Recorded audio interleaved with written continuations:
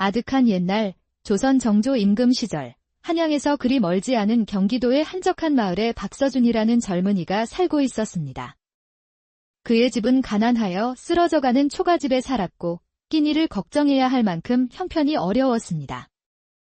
서준이 14살 되던 해 오랜 병환으로 아버지가 세상을 떠나자 그는 홀어머니 박씨 부인과 함께 고되고 팍팍한 삶을 견뎌내야만 했습니다.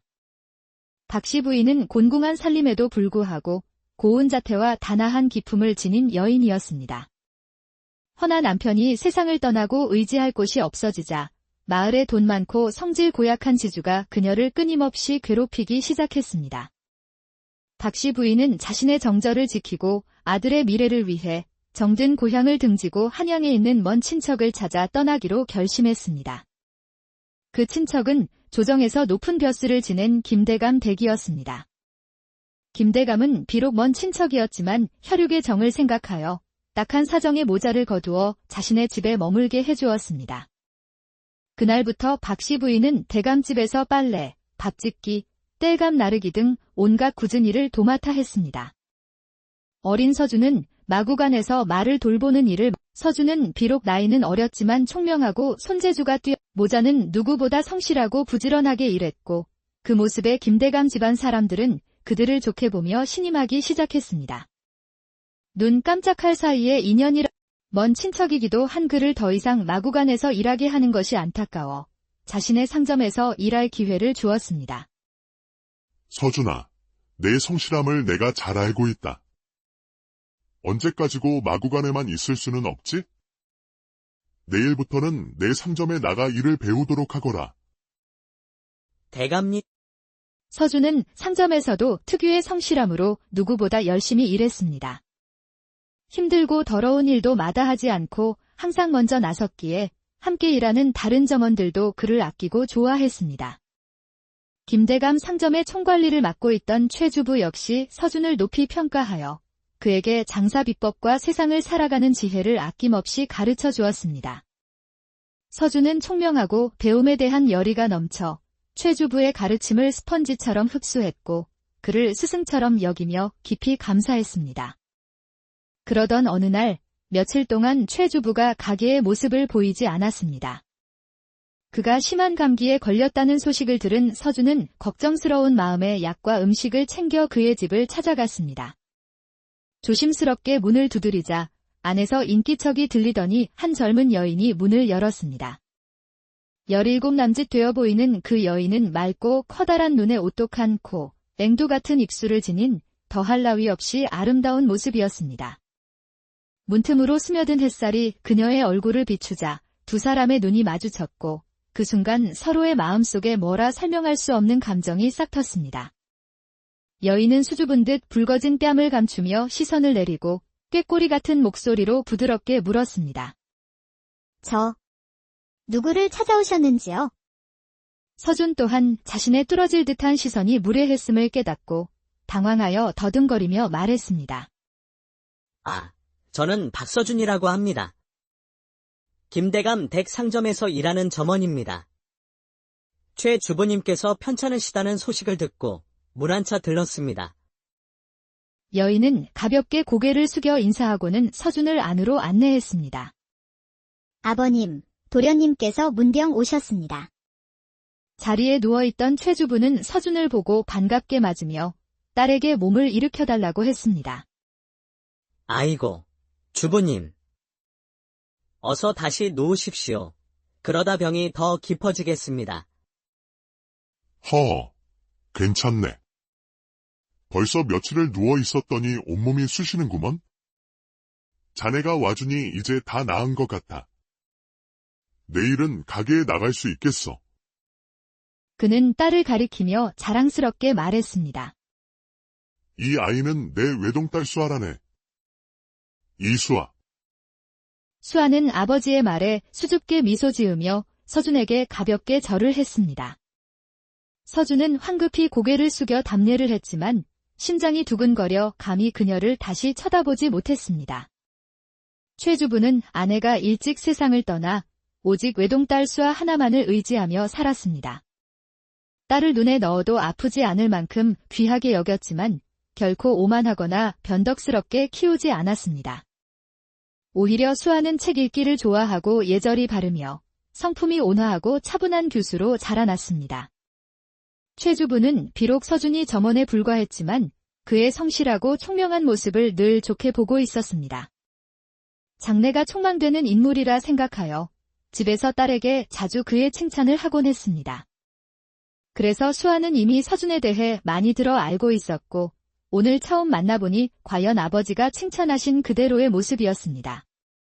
잘생긴 외모와 예의 바른 태도에 수아는 마음속으로 그에게 좋은 감정을 품게 되었습니다.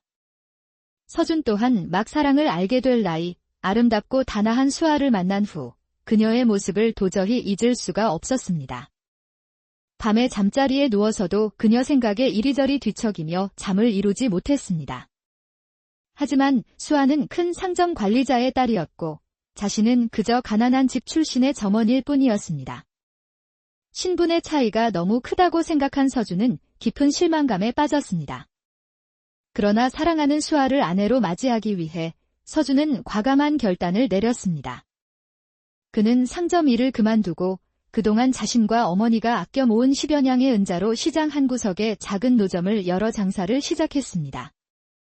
비록 보잘것없는 시작이었지만 그것은 온전한 자신의 사업이었고 미래에 대한 희망으로 가슴이 벅차올랐습니다. 서준은 정직하게 장사하며 신용을 가장 중요하게 여겼고 1년이 지나자 그의 작은 노점은 입소문이 나 번창하기 시작했습니다. 최 주부는 서준의 강한 의지와 진취적인 모습을 보고 그에게 선뜻 자금을 빌려주어 사업을 확장할 수 있도록 도와주었습니다. 최 주부의 도움으로 서준은 한양 종로에 번듯한 가게를 얻어 비단 장사를 시작했습니다. 또 1년 후 서준은 마침내 인생의 첫 불을 쌓게 되었습니다. 그는 집과 가게를 사서 김대감 댁에서 고생하시던 어머니를 모셔와 편히 쉬게 해드렸습니다. 돈을 번 서준은 가장 먼저 정중한 예물을 들고 최 주부를 찾아가 감사의 마음을 전했습니다. 그리고 그에게 빌렸던 돈을 두둑한 이자와 함께 갚았습니다. 최 주부의 집에서 다시 만난 수아는 이전보다 더욱 우아하고 아름다워져 있었습니다. 이제 서준은 더 이상 예전의 가난한 점원이 아니었습니다. 비록 큰 부자는 아니었지만 수아에게 안정된 삶을 제공할 자신감이 있었습니다. 그는 중매인을 통해 최 주부 댁에 정식으로 청혼했습니다. 최 주부 역시 서준을 사윗감으로 마음에 두고 있었기에 기쁘게 혼사를 승낙했습니다. 얼마 후 두 사람은 혼례를 올렸고 꿈결같이 행복한 신혼생활을 시작했습니다. 그해 가을, 서준은 아내 수아와 함께 고향으로 내려가 아버지의 산소를 찾아 성묘했습니다. 마을 사람들은 서준이 한양에서 크게 성공하고 선녀같이 아름다운 아내까지 얻었다는 소문을 듣고 그의 집으로 몰려와 구경했습니다. 서준은 은자와 동전을 한 보따리 풀어 마을의 어려운 사람들에게 골고루 나누어 주었고 모두들 그의 선행에 감사를 표했습니다. 그 마을에는 최민호라는 청년이 살고 있었습니다. 그는 서준과 동갑내기로 어릴 적부터 함께 자란 중마고우였습니다. 둘은 친형제나 다름없이 가깝게 지냈습니다. 어릴 때는 함께 서당에 다녔지만 두 사람 모두 집안이 가난하여 학업을 그만두어야 했습니다. 그 후로는 함께 산에 가서 나무를 하고 냇가에서 물고기를 잡으며 즐거운 나날을 보냈습니다. 그러다 서준이 어머니를 따라 한양으로 떠난 후로는 한 번도 만나지 못했습니다. 고향에 돌아온 서준은 옛 친구가 보고 싶어 저녁 식사 후 술 한 병을 들고 민호의 집을 찾아갔습니다. 민호는 갑작스럽게 찾아온 서준을 보고 놀라움과 기쁨을 감추지 못하며 그를 방으로 맞이했습니다. 아니, 이게 누구신가? 서준이 아닌가? 정말 자네가 맞나? 민호야, 나일세. 잘 지냈는가? 보고 싶었네? 대화를 통해 서준은 민호의 아버지가 1년 전에 세상을 떠났으며 장례를 치르느라 큰 빚을 졌다는 사실을 알게 되었습니다. 현재 민호는 빚을 갚기 위해 지주의 집에서 힘든 일을 하고 있었습니다. 친구의 딱한 사정을 들은 서준은 그의 빚을 모두 갚아주고 그를 한양으로 데려가 자신의 가게에서 일하게 해주었습니다. 민호는 둘도 없는 기회를 준 친구에게 진심으로 감사하며 가게 일을 열심히 도왔습니다. 서준은 민호가 빨리 자립하여 가정을 꾸릴 수 있도록 자신이 아는 모든 장사 비법을 가르쳐 주었습니다. 1년 후, 서준은 민호에게 자본금을 빌려주어 그가 자신만의 가게를 열 수 있도록 도와주었습니다. 서준의 도움으로 민호의 사업도 점차 자리를 잡았고 두 사람의 우정은 더욱 깊어졌습니다. 민호는 아직 혼자였기에 서준은 자주 그를 집으로 초대해 함께 식사했습니다. 민호도 사양하지 않고 자주 서준의 집을 방문했고 서준보다 몇 달 어려 수아를 형수님이라 부르며 따랐습니다. 수아 역시 그를 가족처럼 여기며 그가 올 때마다 따뜻하게 맞이했습니다. 서준의 어머니 박씨 부인은 민호가 혼자인 것을 안타깝게 여겨 중매를 서주려 했지만 그는 사업이 먼저라며 정중히 거절했습니다. 어머님, 마음은 정말 감사하지만 지금은 장사에만 집중하고 싶습니다. 혼사는 나중에 생각하겠습니다. 그렇게 또 반년이 지났습니다. 민호의 사업도 안정을 찾았지만 서준의 사업과 비교하면 여전히 큰 차이가 있었습니다. 민호는 겉으로는 내색하지 않았지만 마음속 깊은 곳에서는 친구에 대한 부러움과 질투심이 싹트고 있었습니다. 그해 봄, 서준과 민호는 함께 사업차 천리 길이나 되는 개성으로 출장을 떠났습니다. 반년은 좋게 걸리는 긴 여정이었습니다. 수아는 남편이 돌아오기로 약속한 날을 손꼽아 기다렸지만 그날이 지나도 남편은 돌아오지 않았습니다. 걱정이 된 수아가 민호의 가게라도 찾아가 보려 막 집을 나서던 순간 민호가 밝은 표정으로 집에 찾아왔습니다. 형수님, 좋은 아침입니다. 형님은 안이 계십니까? 수아는 그 말을 듣고 심장이 철렁 내려앉으며 놀라 물었습니다. 아니, 도련님. 함께 개성에 가지 않으셨습니까? 언제 돌아오셨어요? 제 남편은 어찌 함께 오지 않은 것입니까? 민호는 마치 처음 듣는 이야기라는 듯 눈을 동그랗게 뜨고 놀란 표정을 지었습니다. 아니, 형수님. 그게 무슨 말씀이십니까? 형님은 보리를 먼저 다 보시고 저보다 보름이나 먼저 한양으로 떠나셨습니다. 벌써 도착하셨어야 마땅한데. 건너방에서 대화를 듣고 있던 박씨 부인도 급히 달려 나왔습니다. 어머님, 너무 걱정 마세요. 그이는 복이 많은 사람이니 오는 길에 무슨 일이 있어 지체되는 것일 겁니다. 맞습니다. 어머님. 형수님 말씀대로 필시 무슨 연유로 늦어지시는 걸 겁니다. 너무 걱정 마십시오. 내일 아침이 밝는 대로 제가 형님을 찾아 길을 나서겠습니다. 민호의 듬직한 말을 듣고서야 두 여인은 겨우 마음을 조금 놓았습니다. 도련님, 정말 고맙습니다. 부디 가시는 길 조심하셔야 합니다. 형수님, 저와 형님은 친형제나 마찬가지인데 뭘 그런 말씀을 하십니까? 염려 마십시오. 다음 날, 민호는 서준을 찾아 길을 떠났고 박씨 부인과 수아는 집에서 불안한 마음으로 소식을 기다렸습니다. 눈 깜짝할 사이에 한 달이라는 시간이 더 흘렀습니다. 어느 날 민호가 초췌한 모습으로 급히 집으로 들어왔습니다. 그는 두 여인을 보자마자 땅을 치며 통곡하기 시작했고 그의 뒤로 관 하나를 실은 수레가 마당으로 들어섰습니다. 박씨 부인은 그 관을 보고 그 자리에서 기절해 쓰러졌고 수아 역시 두 다리에 힘이 풀려 주저앉고 말았습니다. 밤낮으로 남편이 돌아오기만을 기다렸는데 이런 청천벽력 같은 소식을 접하게 될 줄은 꿈에도 몰랐습니다. 서준의 시신은 이미 관 속에 있어 마지막 얼굴조차 볼 수 없었습니다. 울부짖으며 이게 어찌 된 일입니까? 멀쩡하던 사람이 어찌 하루아침에 싸늘한 주검이 되어 돌아올 수 있단 말입니까? 민호는 슬픔을 억누르는 척하며 서준의 죽음에 대해 설명했습니다. 형님은 개성을 떠나 대구로 가셨다가 강가에서 발을 헛디뎌 변을 당하신 듯합니다. 제가 찾았을 때는 이미 세상을 떠나신 지 한참이 지나 있었습니다. 현지 관하에서는 타살의 흔적은 없으며 실족사로 보인다고 했다는 말을 덧붙였습니다. 수아와 박씨 부인은 관을 열어 마지막 얼굴이라도 보고 싶어 했지만 민호는 시신의 상태가 좋지 않다며 극구 말렸습니다. 형수님, 어머님. 아니 됩니다. 지금 형님의 모습은 차라리 보지 않으시는 편이 낫습니다. 기억 속의 좋은 모습만 간직해 주십시오. 민호의 주관 아래 서준의 장례가 치러졌습니다. 아들을 잃은 슬픔의 박씨 부인은 자리에 몸져 누웠고 수아는 남편을 잃은 찢어지는 슬픔 속에서도 시어머니를 돌보며 억척같이 버텼습니다. 민호는 서준의 가장 친한 친구로서 남겨진 두 여인을 돕는다는 명분으로 수아의 사업을 돌봐주었습니다. 그는 매일같이 서준의 집에 들러 두 여인을 살피고 종종 몸에 좋은 보양식을 사들고 찾아왔습니다. 그의 진심 어린 보살핌에 박씨 부인과 수아는 크게 감동했습니다. 세월은 흘러 어느덧 1년이 지났습니다. 수아는 곁에서 묵묵히 힘이 되어준 민호에게 점차 마음을 열었고 그가 평생을 함께해도 좋을 사람이라 느끼게 되었습니다.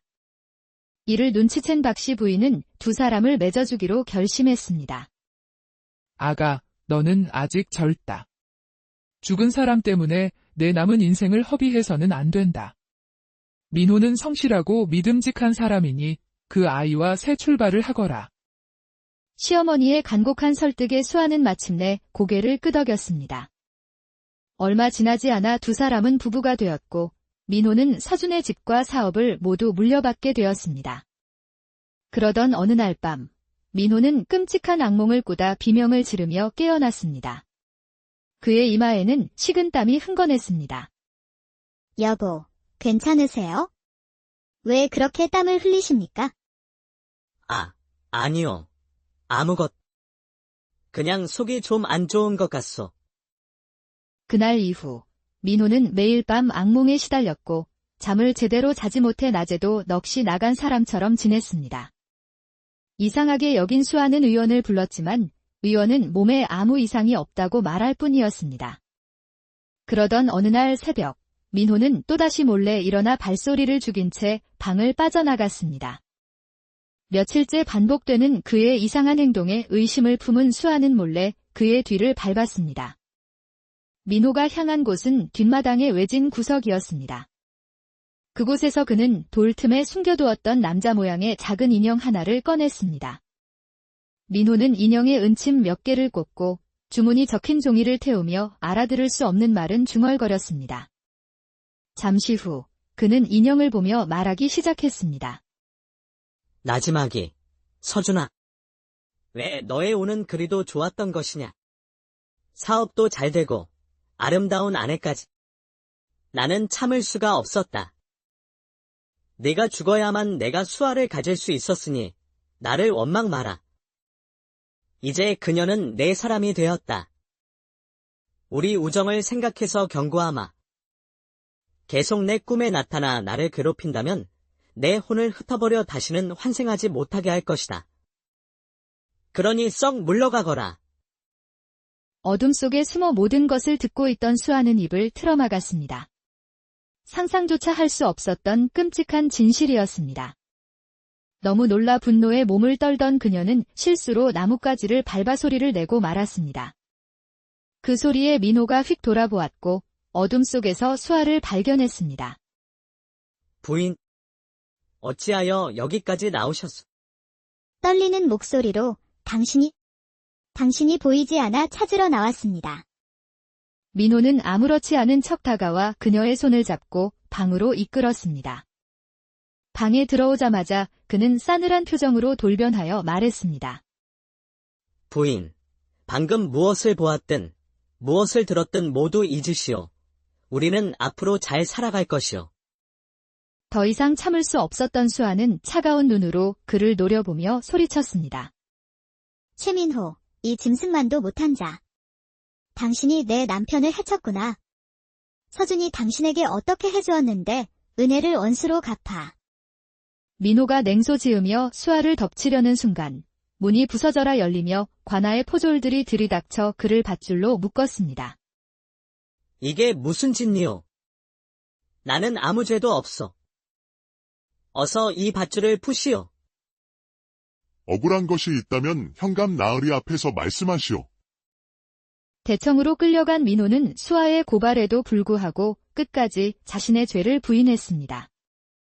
하상철, 이 천벌을 받을 놈 같으니 내 놈의 죄는 하늘이 알고 땅이 안다. 그때 대청 뒤에서 한 사람이 천천히 걸어 나왔습니다. 그 사람을 본 민호는 귀신이라도 본 듯 경악하며 뒷걸음질 쳤습니다. 서준아. 내가 어찌하여 여기에 죽지 않았단 말이냐? 죽은 줄로만 알았던 서준이 걸어 나오는 것을 본 수아는 그 자리에서 기절하고 말았습니다. 서준은 급히 달려가 수아를 부축했고 정신을 차린 그녀는 남편을 부둥켜 안고 서럽게 울었습니다. 살아 돌아온 서준을 앞에 두고서야 민호는 마침내 자신의 모든 범행을 자백했습니다. 그는 수아를 처음 본 순간부터 마음에 품었고 서준의 성공을 질투하여 그를 해칠 계획을 세웠던 것입니다. 출장 가는 길, 낡은 사당에서 잠든 서준을 밧줄로 해치고 시신을 강물 깊은 곳에 던져버렸습니다. 그러나 놀랍게도 서준은 강물에 떠내려가던 중 산속의 한 은자에게 구조되어 목숨을 건졌습니다. 그는 머리를 다쳐 기억을 모두 잃었지만 1년이 넘는 치료 끝에 기억을 되찾고 관아에 신고하러 왔던 것입니다. 친구를 배신하고 끔찍한 죄를 저지른 민호는 결국 형장의 이슬로 사라졌습니다. 집으로 돌아온 서준은 어머니 박씨 부인과 부둥켜 안고 눈물을 흘렸습니다. 수아는 조용히 짐을 꾸려 친정으로 돌아가려 했습니다. 저는 이미 다른 사내에게 몸을 허락한 더러운 몸입니다. 당신께 큰 죄를 지었으니 저를 보내주십시오. 서준은 어머니를 통해 모든 사정을 알고 있었습니다. 그는 수아를 원망하지 않았습니다. 그는 떠나려는 아내를 붙잡고 따뜻하게 품에 안으며 말했습니다. 부인, 그대는 떠날 수 없소. 그대가 떠나면 내가 어찌 살겠소. 모든 것은 내 잘못이요. 내가 부인을 지켜주지 못했소. 부부는 서로를 부둥켜 안고 한참을 울었습니다. 큰 시련을 겪은 후 두 사람의 사랑은 더욱 깊어졌습니다. 1년 후 그들은 건강한 아들을 낳았고 서준의 사업도 날로 번창했습니다. 이렇게 의리와 배신, 그리고 진실한 사랑이 담긴 이야기는 끝을 맺습니다. 이 이야기는 진정한 의리를 지키고 서로를 믿는 마음이 있다면 어떤 어려움도 이겨낼 수 있다는 교훈을 우리에게 전해줍니다. 또한 악한 행동은 결국 자신에게 돌아온다는 진리를 다시